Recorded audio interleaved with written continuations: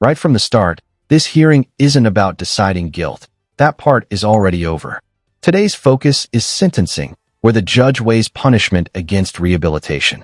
One detail to watch closely: the prosecution has already agreed to make no sentencing recommendation. That can significantly shape how much discretion the judge has. But will the defense convince the court that probation is enough? Right, we do see Ms. Dixon present with us out of custody. Is there any legal cause or reason why we cannot proceed with sentencing today? None, Your Honor. And the plea was entered to resisting public officer with use of a firearm. The negotiations in the guilty plea agreement were that the state agreed to make no recommendation at the time of sentencing. The defendant did waive any defects in the pleadings, and the remaining counts are to be dismissed. Does the state stand by the negotiation today? Yes, Your Honor. I did have some notes in my file that the officer was deciding whether or not he wished to speak. Can I just confirm in the hallway that he's not here? Yes, this would be Officer Dingle? Yes, Your Honor. Okay. We'll call the courtroom. We have Officer Dingle not present in the courtroom. We'll see if Officer Dingle is waiting outside. Notice what just happened. The officer involved chose not to give a victim statement. While victims often have the right to speak at sentencing, they're not required to. That means the judge will rely heavily on the case record, the plea agreement, and Ms. Dixon's own words. Do you think a heartfelt apology carries real weight in court, or do the facts always speak louder?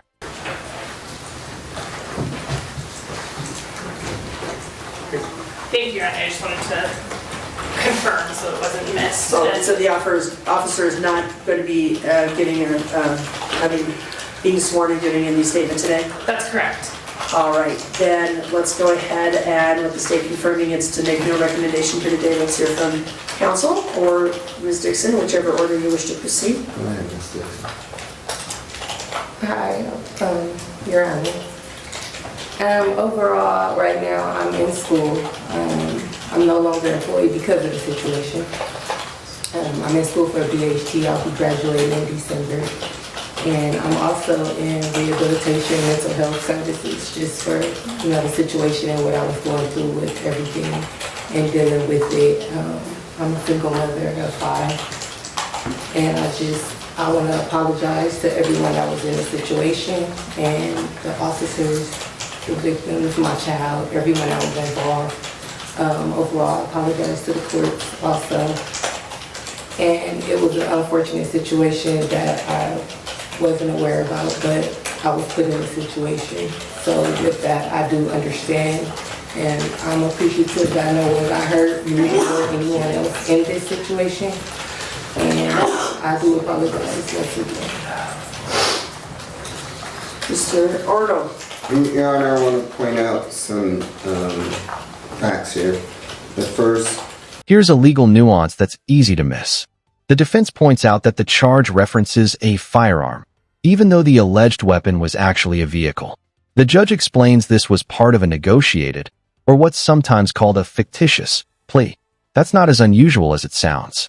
Plea agreements can involve legal labels that help both sides reach a resolution without a trial, even if the underlying facts are more specific. The charge, and I think we talked about this at the plea colloquy, that it's with the use of a firearm and it was actually a car, a vehicle. And you probably can decipher that through the factual description. I think when we took the plea, we had that discussion. I just stated the title of the charge as we, and it's not uncommon to have, as you noted, and I think as we noted when we took the plea, that there's sometimes what we call a fictitious plea to reach a certain charge or a certain outcome. And so I think that's what we all agreed upon, is understanding that it was a car. And we know what the defense synopsis has to say about the officer's engagement with Ms. Dixon and what occurred in the parking lot and out onto the roadway in those circumstances. All right, thank you, Your Honor, for remembering that. Additionally, I wanted to point out that my client was not found with stealing anything from the store, that she was along with the 2 other individuals, and what we faced if we went to trial was just the appearance that there was some coordination by my client's part to put this all together. She denies that, but then in regards to the officer, she did admit that she said, go, go, go, that she was trying to get out of there, trying to escape the situation. Nevertheless, this is an old case. She's been out of trouble during the pendency of this case while she's been out on house arrest. But additionally, she had no prior criminal record except for that misdemeanor in 2015. Again, I think the punishment would be because of her fear of what was happening. And Now comes the moment that often determines the entire hearing, the judge's reasoning before announcing the sentence. This is where you'll hear what factors mattered most: criminal history, accountability, public safety, and the defendant's personal circumstances. Listen carefully, because judges frequently reveal exactly why they choose probation instead of prison, or vice versa. Just a very convoluted situation, and also that her daughter was in the vehicle, and Miss Dixon was telling me that she was talking to her daughter, and I advised her that would be very hard to prove that to a jury, but she was telling her daughter to go, meaning get out of this situation. Nevertheless, she's accepting responsibility for her part in it, and we're asking for a suspended sentence, Your Honor. Again, she's a person that's staying out of trouble. She has family responsibilities, and she's been diligent about working until she just got removed from her position here recently. And again, that was a byproduct of this case, so she suffered consequences because of this, and I don't believe she'll be any further problems to the law or to this court, so we're asking for a probation sentence.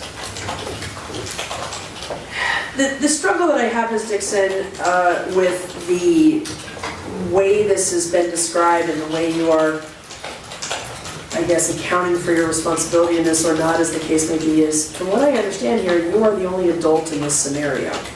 These are juveniles that are participating in whatever is happening here. Now, whatever you knew or didn't know, to say that you were sort of somehow dragged along on this, and I don't mean that's not a pun I'm trying to make, it just that you were brought into this and forced into this, and other people are taking responsibility. Like, who's the adult in the room? Who's making these decisions? And if your daughter was part of this process, that's also equally concerning. I'm not having a dialogue here with you now. I'm just telling you my thought process before I announce my sentencing, because we're seeing the scourge of this going on in our community every day. I have literally been in multiple stores where I'm standing there looking at potentially making a purchase to see people scuffling and shuffling and running out the door, and sometimes the people pursue it, sometimes they don't, and it's people stealing as much as they can get their hands on and running out the door without making purchases. And just me alone, having seen that multiple times, like, it's happening all the time. And where it is that people thought that it was okay to start behaving in this manner, and where it is an adult would be participating in any way, shape, or form along with this, I can't understand. Now, do I think you need to go to prison behind this? No, not with the lack of history that you do have here, but you are not without some minimal, granted, but history of theft concerns. This is a classic example of a suspended prison sentence. The judge imposed a prison term, but immediately suspended it in favor of probation. In practical terms, Ms. Dixon avoids prison today, but only if she follows every probation condition. One serious violation could trigger that underlying sentence.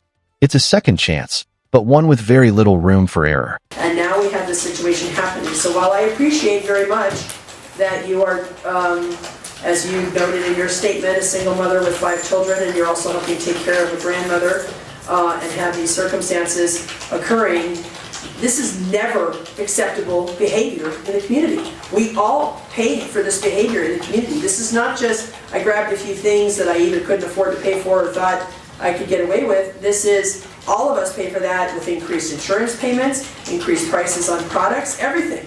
So this is not a victimless crime. This is not a situation where nobody was actually hurt. This could have ended up so much worse. And it's very, very fortunate that it did not for this officer and for those involved, including yourself, that this did not end up much worse than it did. So while I'm not going to sentence you to prison out of the gate, I am going to indicate that a higher underlying sentence is appropriate for you should you not comply with your probation. I have every reason to believe you can and will comply with your probation, or I wouldn't give you that opportunity. But should you not comply with your probation, or should there be any further circumstances that, such as this, or that would warrant your revocation, then you would spend some time incarcerated in prison by your own choice making. So I am going to adjudicate this time guilty of resisting public officer with use of firearm, in this case, the vehicle, as being the weapon. I am going to adjudicate you and sentence you to a minimum of 19, maximum 48 months in Nevada Department of Corrections. So that up to 4-year sentence is the, I think, appropriate underlying sentence. I'm going to suspend that sentence and give you probation not to exceed 24 months. So you have 2 years or less if you do good time credits to serve. But you will make every effort to be compliant at all times with your probation conditions. We have fees, $25 administrative assessment fee, $3 DNA collection fee, $150 DNA analysis fee. There was no restitution requested, as we understand, but we are going to have the standard conditions of probation, of course, will all apply to you. You had 6 days that you did spend in custody, so that will be reflected in your JOC.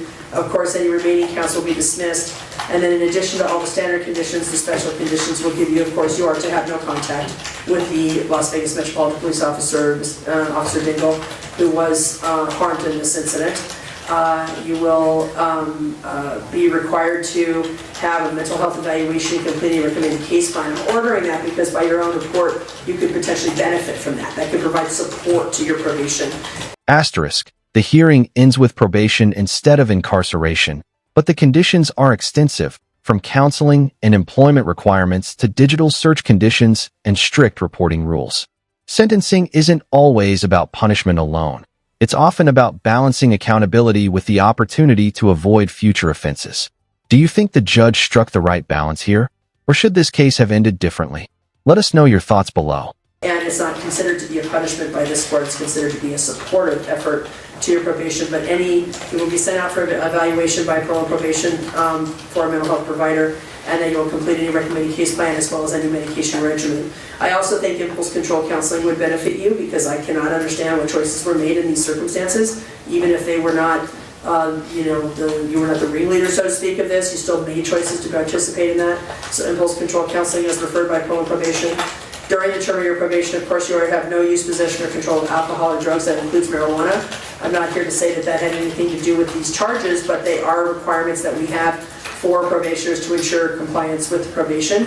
So no use, again, possession or control of alcohol or drugs, including marijuana. We do want you to have full-time employment as structured to your probation. We appreciate you don't have it now, but you will get it as structure and requirement of your probation to maintain that full-time employment, lawful employment. You will comply with any curfew that may be imposed. I'm not saying they would, but if they do, you'll have a curfew, you have to comply. And then report within 48 hours, so you have till Friday to go to parole probation and check in that you're on probation as of today. Make no mistake about that. And then in addition to all the standard search clauses, you have the special search clause that any digital storage media they have access to or use, including computers, handheld communication devices, network applications, associated devices. This includes social media and remote storage services. They are all subject to search.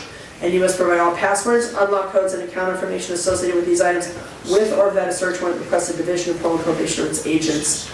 And then otherwise, you were on a bond that can now be exonerated because you're on formal probation. You were also on high-level electronic monitoring. That is removed. You should be able to turn that equipment in tomorrow. But the stay-away order from the target on Blue Diamond Road stays in place, as well as the no contact with the victim. Good luck, ma'am. Thank you.